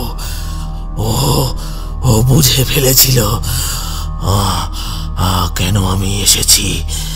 তার চোখে কোনো অনুতাপ ছিল না, কেবল ছিল একটা ভয়ঙ্কর প্রশান্তি, যেন আমি শুধু একটা পাত্র, একটা বশীকৃত প্রাণী। আমি তাকে বললাম, এই দর্পণটা আমি ভাঙতে চাই। সে ধীরে ধীরে হেসে উঠল। সেই হাসি যেন হাহাকার, যেন বাঁচবার আগে মরণ হাসি, যা কোনো মানবের চোখে দেখা যায় না, দেখা সম্ভব নয়। তারপর বলল, তোর কি মনে হয় তুই এই আয়নার মালিক? তুই তো শুধু একটা পুতুল যা ভয়ে ঝলসে উঠেছিল। তোর চোখের মধ্যে তোর পাপের পরিণতির একটা ভয় আমি দেখতে চাইছিলাম। আমি এবার কিছু না বলে কেবল কুমারেশের দিকে তাকালাম। ঘরের ভিতর একটা গাঢ় নীরবতা বিরাজ করছে। এতক্ষণ কুমারেশ থেমে থেমে অনেক কথাই বলেছে, তবে এখন যেন মনে হচ্ছে তার শরীর থেকে কোনো শক্তি চলে যাচ্ছে। তবুও কান্নার মাঝে টুকরো টুকরো কথা বেরিয়ে আসছে রক্তলোচনের ব্যাপারে। তোর চোখে ভয়, তুই তো আসলে একটা পরীক্ষার অংশ ছিলি, একটা শিকারী। আমি তোর মধ্যে শিকার খুঁজে পেয়েছি, আর এখন যা ঘটবে সেটা তোরই ভাগ্য। তুমি আমাকে ব্যবহার করেছো তোমার তন্ত্র সাধনার পরীক্ষার জন্য। হ্যাঁ, এখনো করছি। তুই তো শুধু একটা ছায়া। তোর অন্ধকার আমি চেয়েছিলাম, আর তোর ভয়ে, তোর অভিশাপে তুই আর তোর পরিবার শেষ হয়ে যাবে। কথা শেষ হতে না হতেই রক্তলোচনের মুখে এক বিকট বিকৃত হাসি ফুটে ওঠে। তার চোখ দুটোতে আগুন জ্বলে ওঠে, যেন মোরা কুণ্ডলীর মতো লালচে জ্যোতি। বাতাস হঠাৎ করেই ভারী হয়ে আসে। এক ধরনের জমাট শীতলতা ঘর ভর্তি করে তোলে। রক্তলোচন ধীরে ধীরে নিজের চাদরের নিচ থেকে একটা ধাতব ত্রিশূল বের করে, লোহার তৈরি, যার ডগায় শুকিয়ে যাওয়া রক্তের দাগ।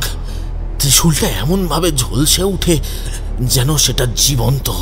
কোনো অভিশপ্ত দেবতা যেন নিঃশ্বাস নিচ্ছে তার মধ্যে। এক মুহূর্তে রক্তলোচন সামনের দিকে ঝাঁপিয়ে পড়েন। ত্রিশূলটা সোজা আমার বুক লক্ষ্য করে ছুঁড়ে দেন। আমি শেষ মুহূর্তে এক পাশে লাফিয়ে পড়ে রক্ষা পাই। ত্রিশূলটা গিয়ে গেঁথে যায় মাটির মূলে। মাটি কেঁপে ওঠে। ঘরের মাটির নিচ থেকে যেন শোঁ শোঁ করে কিছু একটা গর্জন শোনা যায়।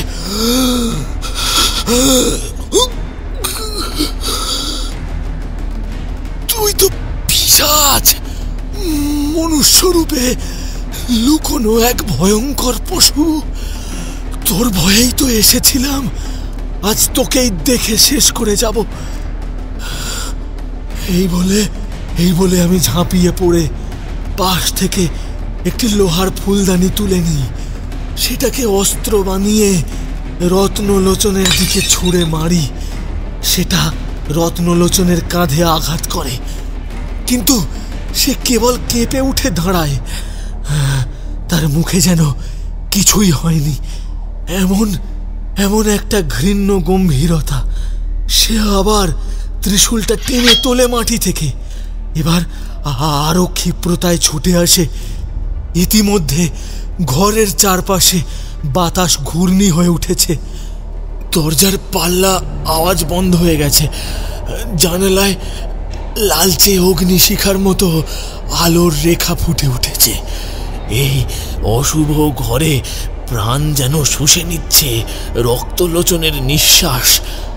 আমি আতঙ্কে চারপাশে তাকাই।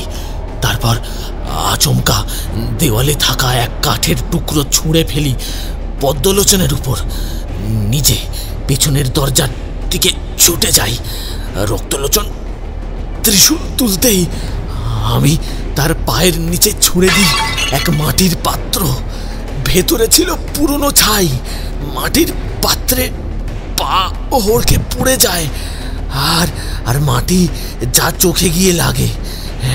রক্তলোচন এক মুহূর্তে চোখ ঢাকতে বাধ্য হন।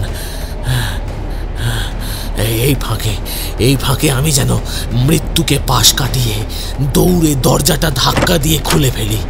ঝড়ের বাতাসে দরজাটা একবার খুলে আবার প্রায় বন্ধ হয়ে যাচ্ছিল। আমি ভীষণ জোরে ছুটে পালিয়ে আসি সেই অভিশপ্ত ঘর থেকে। এত অবধি শুনে মনে হলো ঘরটা যেন নিঃশব্দে শ্বাস নিচ্ছে। ঠাকুরমশাই আবার একটা পাসিংশ ধরিয়ে তাতে একটা টান দিয়ে বলতে শুরু করলেন। সিগারেটের ধোঁয়া তার চোখের সামনে দিয়ে উঠছিল, আর তিনি যেন সেই ধোঁয়ারই কোনো অজানা রেখা খুঁজে বেড়াচ্ছিলেন। কুমারেশের কাছ থেকে সব শুনে চুপ করে বসেছিলাম কিছুক্ষণ। তারপর বললাম, কুমারেশ, আয়নাটা আছে কোথায়? মন্দির ঘরের উল্টো দিকের পুরনো দোতলার ঘরটায় ঠাকুরমশাই, যেখানে হরিনাথ বাবু দেবী ধূমাবতীর সাধনা করতেন। ঘরটা এখন আর কেউ খোলে না।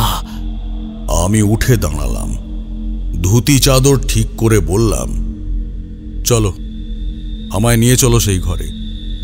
আমি আর কুমারেশ পৌঁছালাম জমিদার বাড়ির দোতলার সেই অভিশপ্ত আয়নার ঘরে। পুরানো কাঠের সিঁড়ি, প্রতিটা ধাপে চাপা শব্দ, চুন খসা দেওয়াল, ফাটল দিয়ে ছত্রাকের দাগ। ঘরের দরজায় একটা লোহার ছিটকিনি, যেটা খুলতেই একটা শীতল গন্ধ বেরিয়ে এলো। নষ্ট গুল্ম, শুকনো ধূপ আর পুরনো তেলের গন্ধ। ঘরের ভিতরে ঢুকে আমি দাঁড়ালাম। ঘরের মাঝখানে কাঠের একটা উঁচু আসনে রাখা সেই আয়না। আমার চোখে পড়ল আয়নার ফ্রেমটা ধাতুতে বাঁধানো, আর তার চারপাশে অস্পষ্ট কিছু অক্ষর, যা ধাতুর গায়ে পোড়া লাল দাগে গেঁথে আছে। আমি আয়নার থেকে চোখ না সরিয়েই বললাম, আয়নার ফ্রেমটা কিসে গড়া?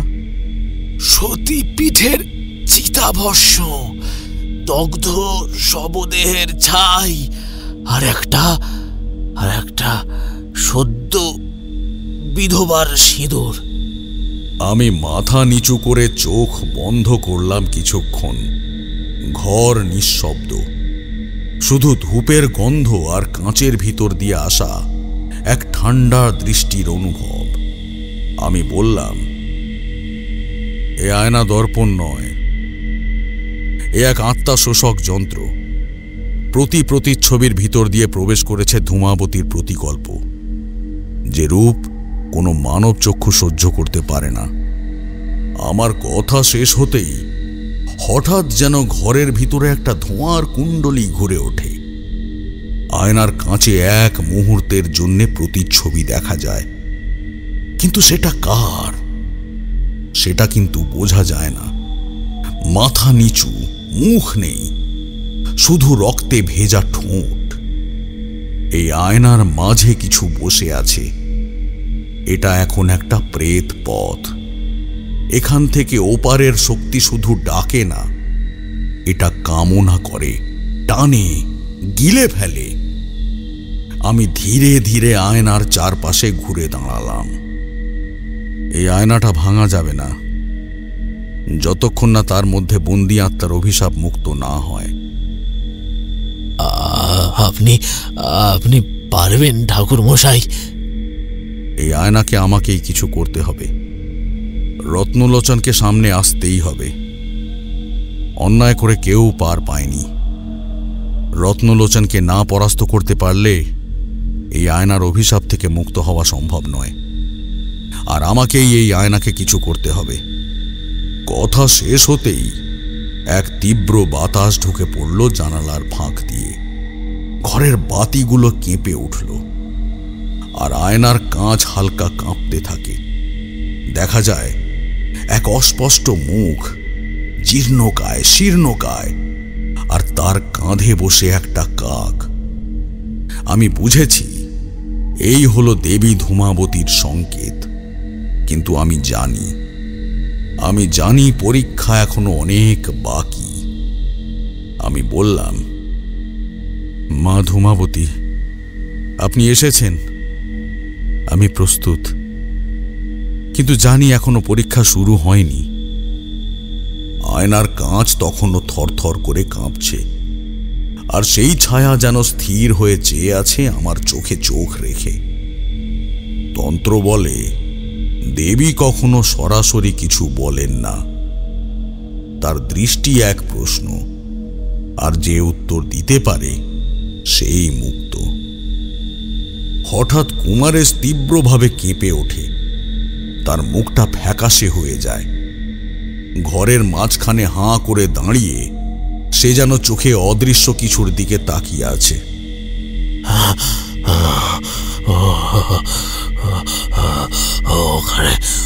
ওখানে ঠাকুর মশাই,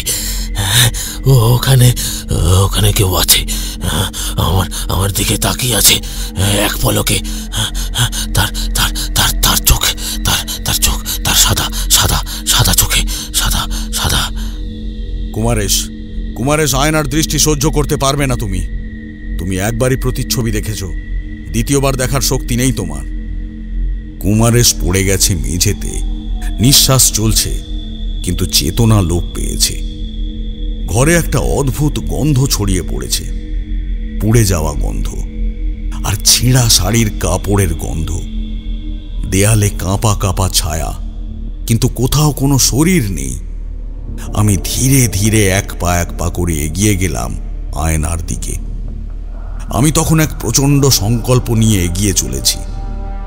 তারপর মন্ত্র পড়তে শুরু করলাম। আত্মদৃকাত্মভাসে মহন্তং বিদারয় অহং সূক্ষ্মং প্রকাশয়। আমি বললাম, আমি নিজের দিকে তাকাই, মোহ বিদারিত হোক। এই মন্ত্রের সঙ্গে সঙ্গেই আয়নার কাছে দুলে ওঠে আলো।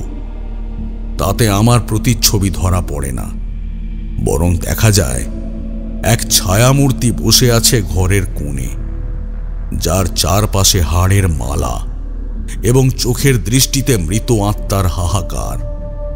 আয়নার কাঁচে এবার ভেসে ওঠে এক ত্রিকোণ, যার কেন্দ্র থেকে এক চোখ আমার দিকে তাকিয়ে। আর ঠিক সেই মুহূর্তে ঘরের দরজা বন্ধ হয়ে যায়, বাতাস থেমে যায়। আমি বুঝতে পারি এখন আমি আর জমিদার বাড়ির ঘরে নেই। আমি দাঁড়িয়ে আছি এক অন্তর্জগতের দ্বার প্রান্তে, যেখানে সময় নেই, শরীর নেই, আছে শুধু কঠিন পরীক্ষা, আর রয়েছে দেবীর দৃষ্টি। ঘর নয়, সময় নয়, এই জগৎ যেন এক ধূসর ছায়ার স্তর।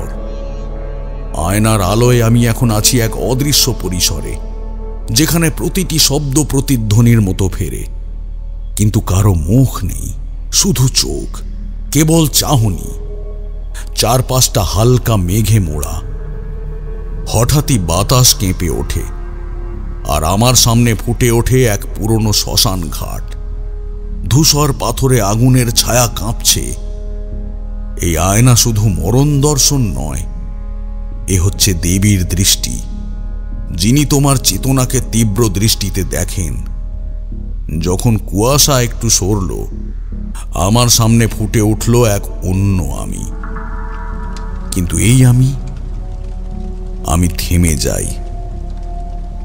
আমি বসে আছি এক অদ্ভুত আসনে, ভস্মমণ্ডিত, খুলি দিয়ে সাজানো চক্রে। আমার সামনে অগ্নিকুণ্ডে জ্বলছে হাড়। আমি চোখ বন্ধ করে মন্ত্র জপছি, আর আমার আশেপাশে শিবের প্রাচীন গণেরা ঘিরে আছে আমাকে। আমি দেখলাম সেই আমি বিশ্ব বিধ্বংসী শক্তি ধারণ করতে চলেছে। তপস্যার চূড়ান্তে আমি। ঠিক তখনই আয়নার ভেতর থেকে ভেসে এলো এক গভীর কণ্ঠস্বর। তিনি বললেন, তুমি এমন হতে পারো তারানাথ, তুমি হয়ে উঠতে পারো দেব প্রেত পিশাচদের মাঝখানে দাঁড়িয়ে থাকা এক তান্ত্রিক দেখবা, যে কিছুকেই ভয় পায় না।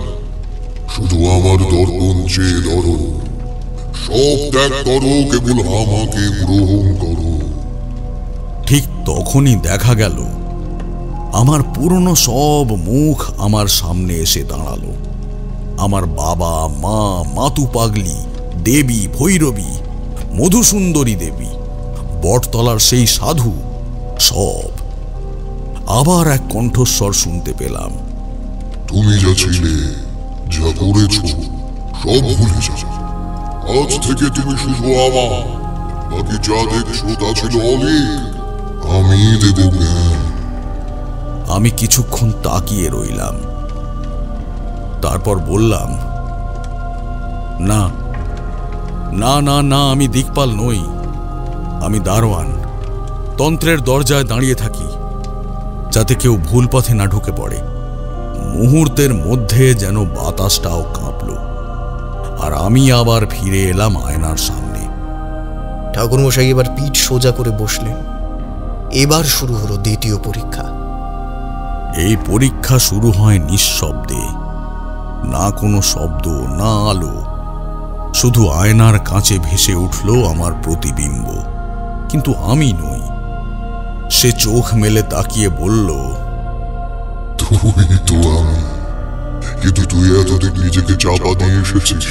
তোর ভেতর যে আমি আছি, আমি চাই ক্ষমতা, জয়, বাহবা। সেই আমি এখন তোর মুখোমুখি। আমি অবাক হয়ে তাকিয়ে রইলাম। সে বলল, তুই শক্তি পেয়েছিস, তুই মৃত্যু দেখেছিস, তুই তান্ত্রিক। তোর এই দর্পণে তুই আমাকে জন্ম দিয়েছিস, ভয় থেকে, নিঃসঙ্গতা থেকে, আত্মগ্লানির মধ্যে। তুই আয়নার দিকে তাকা, আমি তোকে অধিকার করব, কারণ তুই নিজেই জানিস না তুই কে, জানিস না তুই। আমি ভীত হয়েও নিজেকে সামলে নিয়ে চোখ তুলে বললাম, আমি তুই হতে পারি, তোর মতো দেখতে, তোর মতো চিন্তা করতে পারি, কিন্তু আমি জানি আমি কে। আমি সেই ব্যক্তি যে নিজের ছায়ার দিকেও চোখ মেলে তাকাতে পারে, কিন্তু পথ হারাই না। আয়নার কাঁচে তখন চিড় ধরতে শুরু করল, আর দেবী ধূমাবতীর মূর্তি শুধু ছায়া। দেখা গেল এক মুহূর্ত। ঠাকুরমশাই এত অব্দি বলে এক মুহূর্ত চুপ করলেন। ধূপের ধোঁয়ায় তার মুখ কেমন যেন আবছা হয়ে আসে। একটা ঠান্ডা বাতাসে ঘরের জানালার পর্দাগুলো দুলে ওঠে। ঠাকুরমশাই আবার বলতে শুরু করলেন। এই পরীক্ষার পরে শোনা যায়, তুমি সত্য দেখেছ, তুমি ভয় জয় করেছ। কথা শেষ হতেই আয়নার কাছে হঠাৎ আলো জ্বলে ওঠে, এক শক্ত ত্রিকোণিক মুদ্রার প্রতিচ্ছবি। আর ঠিক সেই সময় ঘরের বাতাস ছিঁড়ে আবার ফিরে আসে পরিচিত জগৎ। আমি চোখ মেলে দেখি কুমারেশ পড়ে আছে। আয়না তখনও নিঃশব্দে দাঁড়িয়ে, তবে এখন তাতে কোনো ছায়া নেই। এবার ঠাকুরমশাই একটু থেমে গেলেন। কিশোরী আর আমি তখন শব্দহীন, যেন কারোর নিঃশ্বাস শুনতে পাচ্ছি ঘরের কোণায়। শেষে আমি ফিরে এলাম আয়নার সামনে। আলো নেই, শব্দ নেই, কেবল কাঁচে ফুটে উঠল এক কুয়াশাচ্ছন্ন দৃশ্য। এক নারীর ছায়া, কোলে ছোট্ট একটা মেয়ে। তাদের মুখ ছিল আবছা, তারা যেন আয়নার বাইরের দিকে তাকিয়েছিল আমার দিকে। আমি বুঝলাম তাদের ডাক আসছে, ধূমাবতীর দর্পণ তাদের ফিরিয়ে দিচ্ছেন। তবে শর্ত একটাই, কোনো দ্বিধা, কোনো অস্বীকার থাকবে না। তাদের বিশ্বাস ফিরিয়ে আনতে হবে, ভয় ভাঙতে হবে, আর সেই কাজ করতে হবে কুমারেশকে। তারই চোখে দেখেছিল আয়না, এখন তাকেই ফিরিয়ে আনতে হবে। আয়নার সমস্ত পরীক্ষার শেষে আমি জানালার দিকে তাকিয়ে শুধু একটা প্রশ্নের উত্তর খুঁজছিলাম। কিছুক্ষণ পরে আমি বললাম, তোমার স্ত্রী আর কন্যাকে ডেকে আনো এই বাড়িতে। এই লড়াইতে তাদের ভীষণ দরকার। আমি একা যেতে পারবো না ঠাকুরমশাই, আপনি সঙ্গে না গেলে ওরা ফিরবে না। আপনি চলুন আমার সঙ্গে। আমি মাথা নেড়ে বলেছিলাম, চলো।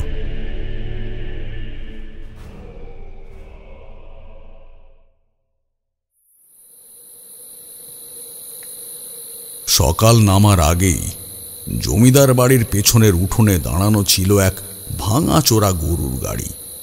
কাঠের চাকা কিঞ্চিত বাঁকা, ছাউনি ছেঁড়া, কিন্তু তাতেই আমাদের রওনা হতে হবে। কুমারেশ নিজেই দুটো বলদ সাজিয়েছিল। তারই পায়ের ধুলোয় আজ থেকে শুরু হচ্ছে আরেক রকমের মুক্তি। আমি বললাম, এই পথ শুধু নদী আর মাটির গন্ধের নয় কুমারেশ, এই পথ দিয়ে যাবে তোমার আত্মশুদ্ধি। ভোর রাত, নদীর কুয়াশায় ঢাকা পাড়, আমাদের গরুর গাড়ি চলছে। আমাদের সামনে ঝিরঝিরে কুয়াশায় পেরোতে হচ্ছে। বাঁশঝাড়ের পেছনে হারিয়ে যাচ্ছে আলো, শুধু দুধ সাদা অন্ধকার। যেতে যেতে কুমারেশ ফিস ফিস করে বলে, ও বলতো আমি ঘুমের মধ্যে বিড়বিড় করি ঠাকুরমশাই, আর মেয়েটা আমার মুখে তার ছায়া দেখতে পেত না। আমরা যখন গ্রামের শেষ সীমানা পেরিয়ে এক ধান ক্ষেতের ভেতর দিয়ে যাচ্ছি, তখন হঠাৎ গরুগুলো থেমে গেল। আমি তাকালাম, সামনের পথ ফাঁকা, কিন্তু গাড়ির সামনে দাঁড়িয়েছিল এক ছায়া। চেহারা নেই, কেবল ঢিলে ঢালা সাদা শাড়ি আর মাথায় ঢেকে রাখা এক খুলি। ওটা কি আবার ঠাকুরমশাই? আমি চোখ বুজে হাতে রুদ্রাক্ষের মালা নিয়ে বললাম, ওং হ্রিং ধুম ধুমাবতী চণ্ড চণ্ডিকা ভয়হারিণী স্বাহা। এক ঝটকায় সেই ছায়া ছড়িয়ে পড়ল বাতাসে। গরুর গাড়ির ছাউনি হঠাৎ ঝুঁকে পড়ল। চারিদিকের হাওয়ায় অদ্ভুত গন্ধ, পচা পাঁক, পুড়ে যাওয়া চুল আর আগরবাতির ধোঁয়া একসঙ্গে। হঠাৎ কুমারেশ কেঁপে উঠল। ঠাকুরমশাই, আয়নায় আমি ওদের দেখেছি। আমার স্ত্রী আর মেয়ে মাথা নিচু করে খাচ্ছে কিছু একটা। আমি বললাম, চোখ বন্ধ করো, আয়না এখনো তোমার মনে গেঁথে আছে। এই পথ তার রক্তমুখে তৈরি। গরুর গাড়ির সামনে হঠাৎই একটা কুকুর এসে দাঁড়ায়, চোখ জল জল করে জ্বলছে। আমি মন্ত্রপুত জল ছুঁড়ে দিলাম তার দিকে। ওম স্তম্ভে স্তম্ভে পিশাচ নাশায়। কুকুরটাও ছায়ায় পরিণত হয়ে মিলিয়ে গেল। যেতে যেতে আমাদের সকাল হয়ে এলো। কুয়াশা ছিন্ন করে রোদ নেমেছে এক নদী পাড়ের কুঁড়ে ঘরের ওপর। সেই ঘর কচি বেল গাছ আর শুকনো তুলসীর পাশে দাঁড়িয়ে, দরজা আঁটা। ঠাকুরমশাই, আমরা এসে গেছি। এবারে কুমারেশ একবার থেমে বলে, ঠাকুরমশাই, যদি ওরা এখনো আমায় চিনতে না পারে। এবার তুমি একা নও, এবারে পিছনে আমি আছি। তুমি নিশ্চিন্তে ডাকো ওনাদের। দরজায় কড়া নাড়ল কুমারেশ। কে? আমি কুমারেশ, ফিরে এসেছি। সঙ্গে আছেন ঠাকুরমশাই। শশীর চোখে বিস্ময়, আর তার মেয়ে পুষ্পার চোখে এক অনাময় কৌতূহল। আমি চুপ করে থাকি। কুমারেশ তখন মেয়েকে জড়িয়ে ধরতে যায়। মেয়েটা বলে, এই তো, এইবার বাবার পিছনে কেউ নেই। আজ আমার বাবা একাই। শশীর চোখ ঝাপসা, কেবল বলে, এইবার তুমি ফিরে এসেছো কুমারেশ, একেবারে ফিরে এসেছো।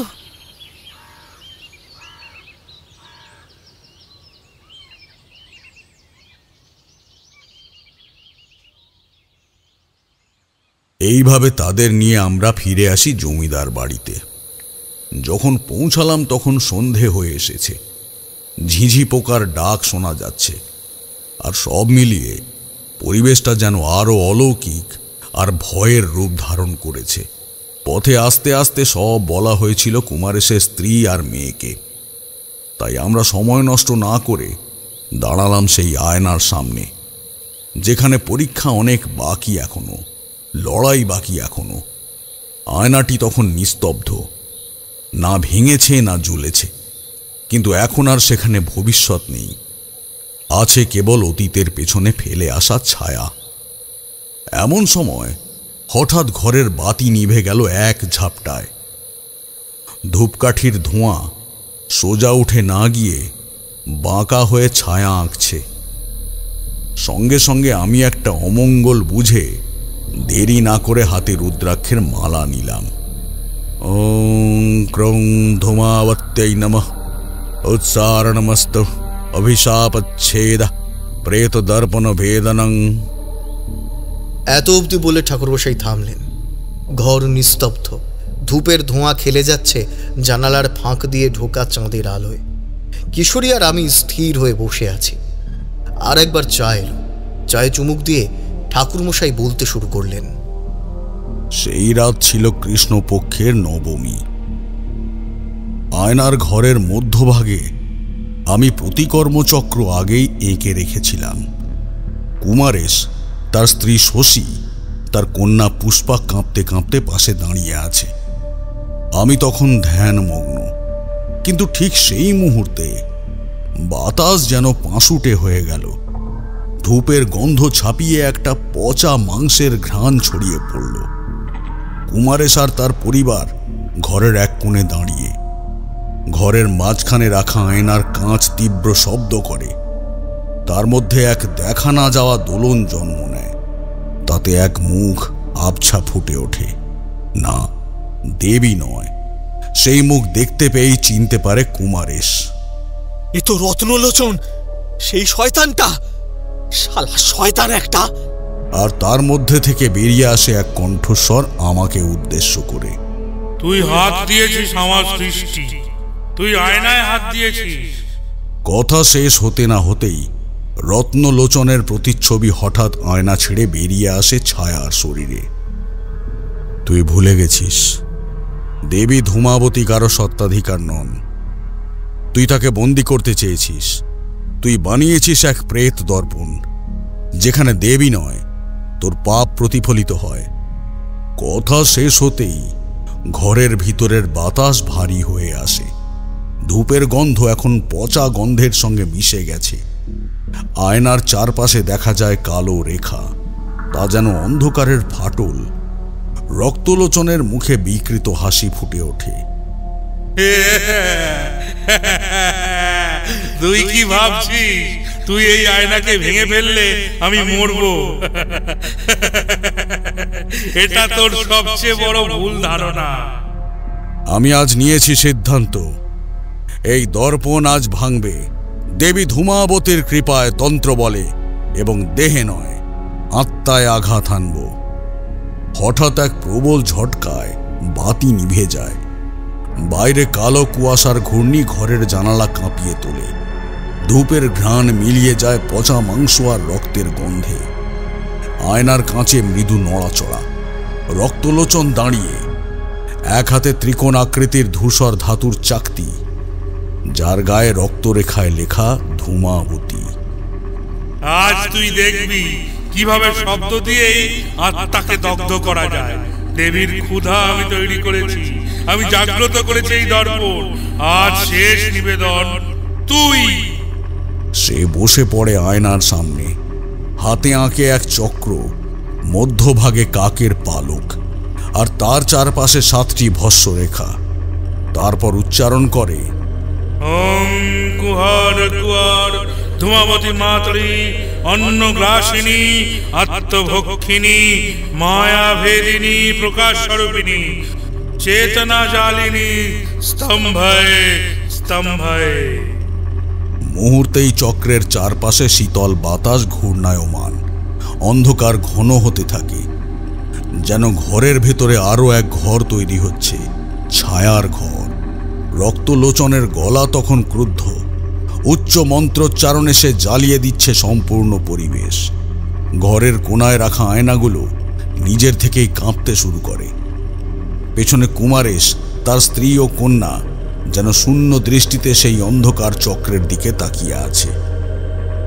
আমি তখন মন্ত্রপাঠ করতে শুরু করলাম দৃঢ় কণ্ঠে। ওং ধূম ধূম ধূমাবতী স্বরূপিণী জ্ঞানদায়িনী প্রেতচ্ছেদিনী অন্ধকার বিদারিণী সত্য প্রতিষ্ঠায় স্বাহা। এই মন্ত্র আমার শক্তি প্রদর্শনের জন্য নয়, আমি এই মন্ত্র ব্যবহার করেছি নিজের আর পরিবেশের আত্মরক্ষার জন্য। দেবী ধূমাবতী কোনো প্রদর্শন বা অহংকার মেনে নেন না।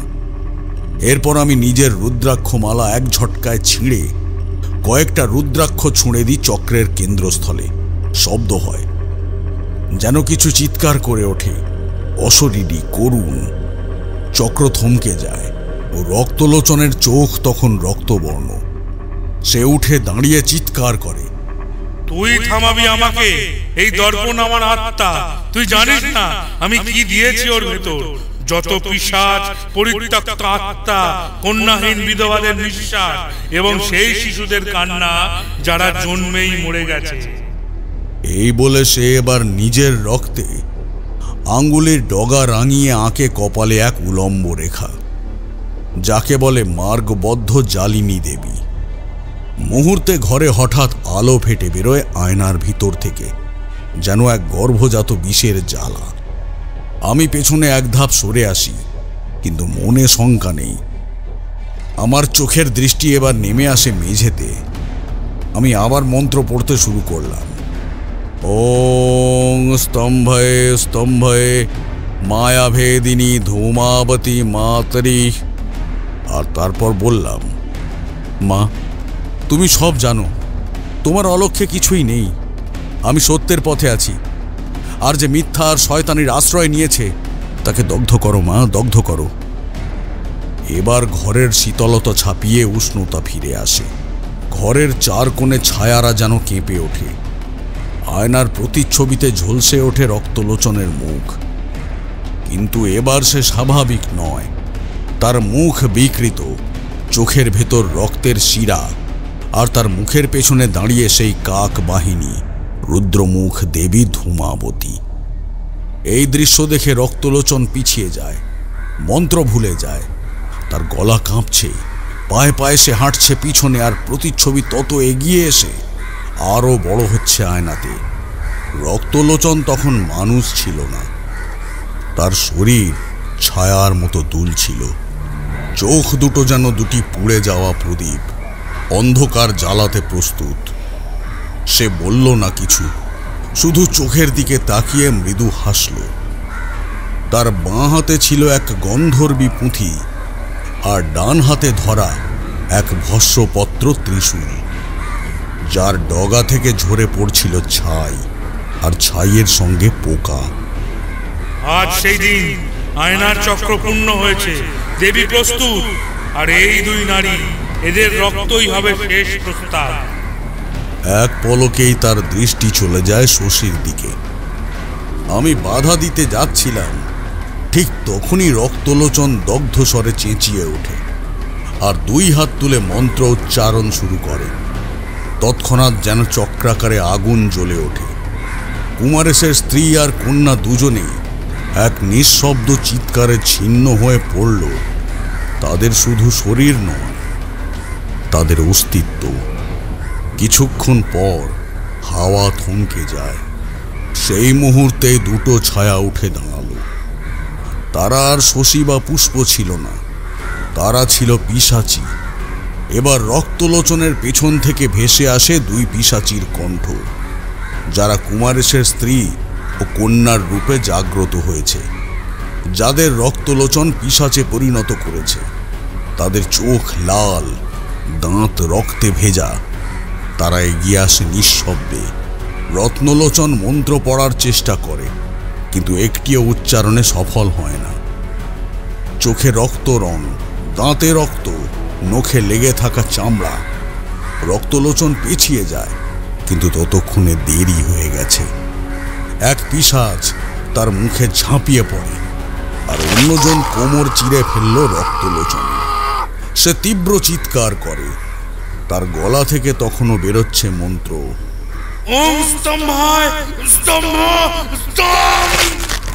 কিন্তু মন্ত্র থেমে গেল যখন তার শিরদাঁড়া থেকে মুন্ডু ছিঁড়ে তুলল সেই পিশাচ। মাথাটা ফেলে দিল আয়নার সামনে। রক্তে ভিজে যায় আয়নার কাঁচ। সেই মুহূর্তে আয়নার ভিতর থেকে ভেসে আসে এক উচ্চারণহীন প্রতিধ্বনি, শুধু ছায়া, কাকের ডানার শব্দ আর আগুন। সে গড়িয়ে গেল রক্তে ভেজা মেঝেতে। সেখানে তার চোখ তখনও কাঁপছিল। আমি তখন চিৎকার করে উঠতে যাচ্ছিলাম, কিন্তু দেখি দ্বিতীয় পিশাচ এগিয়ে গেছে কুমারেশের দিকে। আমি বাধা দেওয়ার চেষ্টা করলাম আমার সর্বশক্তি দিয়ে, কিন্তু এক বিশাল আঘাত পেলাম। বুঝলাম দেবীর বিচার। এই বিচারে আমার হস্তক্ষেপ করা উচিত নয়। আমি থেমে গেলাম, কারণ এখন এ যুদ্ধ আর আমার নয়। দেবী নিজেই শুরু করেছেন এই বর্জনের ন্যায় বিচার। দেখলাম কুমারেশের মুখে তখন শুধু আতঙ্ক নয়, ছিল ভয়াল উপলব্ধি, মৃত্যুর ভয়ঙ্কর উপলব্ধি।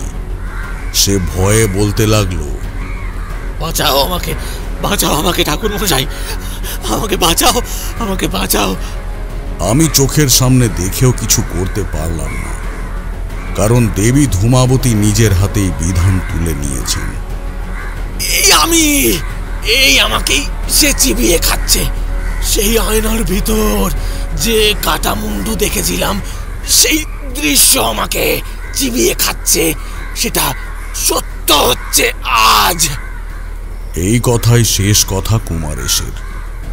কথা শেষ হতে না হতেই তারও মুন্ডুটা পিশাচটা টেনে ছিঁড়ে দিল, আর বাকি অংশ চিবিয়ে খেতে লাগলো।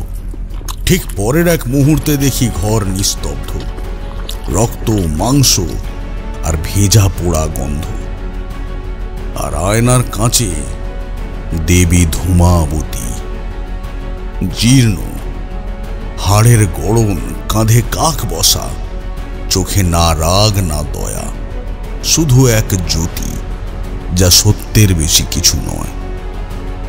এরপর আমার আর কিচ্ছু মনে নেই। জ্ঞান ফেরার পরে দেখি কুমারেশের স্ত্রী আর কন্যা দুজনেই নিথর, কিন্তু তাদের মুখে ছিল অদ্ভুত প্রশান্তি, যেন কোনো দীর্ঘ যন্ত্রণার থেকে মুক্তি পেয়ে গেছে তারা। তাহলে ঠাকুরমশাই, আপনি বাঁচলেন কিভাবে? কারণ আমি সত্য ছাড়িনি। আমি সত্য দেখেছি, তাকে মানি। আর দেবী ধূমাবতী, তিনিই বিচার করেন কে থাকবে আর কে যাবে। ঘরে জ্বালানো ধূপ নিভে এসেছে, বাইরের কুয়াশা গাঢ়। ঠাকুরমশাই আবারও একটা পাসিংশ ধরিয়ে নেন। আলো তার চোখে পড়ে না, বরং তার কণ্ঠে বাজে এক নিঃসঙ্গ দৃঢ়তা। কিশোরী চুপচাপ। আমি এক দৃষ্টে তাকিয়ে আছি ঠাকুরমশাইয়ের মুখের দিকে। দেবী ধূমাবতীর পূজা আলো দিয়ে হয় না, হয় ছায়া দিয়ে। তিনি আশীর্বাদ দেন না, তবে তিনি অভিশাপও নন। তিনি এক অদ্ভুত সত্যদর্শিনী শক্তি। তিনি সেই আয়নার মতো, যা তোমার মুখ নয়, দেখায় ভিতরের কুণ্ঠা, গোপন ভয়, অপরাধ বোধ, সেই সমস্ত কিছু যা তুমি নিজেই স্বীকার করো না বা করতে চাও না। ঠাকুরমশাই চোখ তুলে ধোঁয়ার কুণ্ডলীর দিকে তাকিয়ে থাকেন কিছুক্ষণ, যেন সেই ধোঁয়ার ভিতরেই বসে আছে কোনো অভিজ্ঞতার ছবি। তারপর নিচু গলায় বললেন, আমরা মানুষেরা নিজেদের ভুল ঢেকে রাখি। সমাজ, পরিবার, ধর্ম, সবকিছুর মোড়কে নিজের পাপ লুকাই। কিন্তু কোনো কোনো সময় এক শক্তি এসে তোমার চোখে আঙুল দিয়ে দেখায়, এইটা তুমি, এই তুমি ছিলে, এই তুমি এখনো, আর এই তুমি হতে চলেছ। ধূমাবতী হলেন সেই শক্তি। এবার ঠাকুরমশাই একটা দীর্ঘ নিঃশ্বাস ফেললেন। তারপর বললেন, ভুল বলতে কি জানো বিভূতি, আমি সব সময় চেয়েছি মানুষের অন্ধকারে আলো জ্বালাতে, কিন্তু অনেক সময় বুঝিনি যে আলো সবাই নেয় না। কেউ কেউ আঁধারে বাস করতেই চায়। আমি পালাইনি, তবে সব সময় লড়িও নি। অনেকবার শুধু চুপ করে দেখেছি, শোনার ভান করেছি। কিন্তু এই আয়না, এই দেবী, তিনি আমায় দাঁড় করিয়েছেন নিজের ভিতরের মুখোমুখি। আমার তন্ত্র, আমার জ্ঞান নয়, আমার ভয়, আমার নীরবতা, ওগুলোই ছিল আমার আসল পরীক্ষা। আমি বাঁচলাম কারণ আমি সত্য থেকে মুখ ফিরিয়ে নিইনি। ওরা যা অন্যায় করেছিল সেটা তন্ত্রকে হাতিয়ার করে, তার ক্ষমা হয় না। তাই দেবীও ক্ষমা করেননি ওদের। ঘরের বাতাসে যেন শিরশিরে একটা নীরবতা। কিশোরীর চোখে জমেছে জল। আমি বসে আছি অভিভূতের মতো। ঠাকুরমশাই মুখ নিচু করে বসে আছেন। আমি তখন ধীরে ধীরে বললাম, ঠাকুরমশাই, আপনার কি কখনো মনে হয় আপনি পালাতে পারতেন? সেটা একমাত্র তারা ভাবে যারা জানে না কিসের থেকে পালাচ্ছে। নিজেকে ফাঁকি দেওয়ার কোনো পথ নেই বিভূতি। পেছন ফিরে পালালেও আয়না তোমার সামনে এসে দাঁড়াবে। কিশোরী একটু চুপ করে থেকে বলে, তাহলে এইসব সত্য দেখার দরকার কি ঠাকুরমশাই? কেউ তো ভালো থাকে না এসব জেনে। ভালো থাকা আর জেগে থাকা দুটো কিন্তু এক জিনিস নয় কিশোরী। যে নিজেকে দেখেছে সে একা হয়ে যায়, কিন্তু সে আর অন্ধ থাকে না। দেবীর কৃপা আলো নয়, জ্বালাও নয়। দেবীর কৃপা হলো উপলব্ধি। এই বলে ঠাকুরমশাই উঠে দাঁড়ান, জানালায় হাত রাখেন আর বলেন, তোমরা যদি কোনোদিন কোনো আয়নায় নিজের মুখ দেখে আঁতকে ওঠো, জানবে সময় হয়েছে নিজের ভিতরে ঢোকার। কারণ বাইরে যে ছায়া, সে ভিতরের থেকেও গভীর। এরপর ঘরে নেমে আসে এক দীর্ঘ নীরবতা। ঘড়ির কাঁটা চলছে। বাইরের কুয়াশা ভিতরে ঢুকে পড়ছে জানালার ফাঁক দিয়ে। ঠাকুরমশাইয়ের চোখ তখন স্থির, গভীর, শান্ত। তিনি একজন যাত্রী যিনি মৃত্যুর মুখ দেখেও ফিরে এসেছেন, শুধু বলতে, সত্যকে দেখো, পালিও না। ঘরের বাতাস স্তব্ধ। ঠাকুরমশাইয়ের কণ্ঠ থেমে গেছে। বাইরের কুয়াশা জানালায় ঘন হয়ে আসে। হঠাৎ কিশোরী নরম গলায় বলে, তাহলে সত্য মানে কি কেবল নিজের ভুলকে মেনে নেওয়া ঠাকুরমশাই? সত্য মানে ভয় পেয়েও মুখ ফিরিয়ে না নেওয়া কিশোরী। তোমার ভেতরের সবচেয়ে কুৎসিত দিকটা দেখে তাও নিজেকে অস্বীকার না করা। জমিদার বাড়ির সেই আয়না সেই সত্যই দেখিয়েছিল, যা যে কোনো সাজানো মুখোশে ঢাকা যায় না। তবে কি সবাইকে সেই আয়নার সামনে দাঁড়াতে হবে? না বিভূতি, সবাইকে নয়। কিন্তু যারা সত্য খোঁজে, যারা আত্মাকে চিনতে চায়, তাদের পথ এড়িয়ে যায় না এই আয়না আর দেবী। তিনি কোনো দেবতার মতো দয়া দেন না। তিনি শুধু তোমাকে দেখান তুমি কে। তুমি যদি মেনে নিতে পারো, তবে হয়তো তুমিও মুক্তি পাবে। কিশোরীর গলায় এক নির্ভেজাল বিস্ময়। আপনি ভয় পান না ঠাকুরমশাই? ঠাকুরমশাই হালকা হেসে বিড়ির ছাই ঝাড়েন। তারপর চোখ সরিয়ে বলেন, ভয় তো আছেই কিশোরী। আমি বরং বলি, ভয়ই আমায় পথ দেখায়।